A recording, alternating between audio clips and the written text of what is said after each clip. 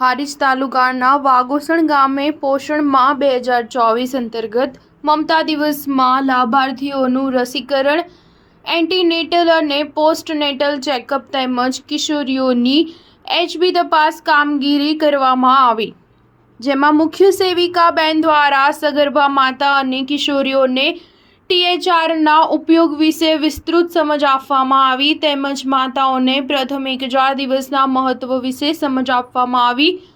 Nurse બેન દ્વારા iron ગોળીના મહત્વ વિશે સમજ આપવામાં આવી। કાર્યક્રમમાં ICDS staff, CHO, MPHW, nurse બેન તલાટી શ્રી, ગામ આગેવાનશ્રીઓ, આંગણવાડી કાર્યકર બહેનો તેમજ તેડાગર બહેનો, આશાબેન તેમજ ગામની માતા અને કિશોરીઓએ ઉત્સાહભેર ભાગ લઈ કાર્યક્રમને સફળ બનાવવામાં આવ્યો। Star news 7 Harij.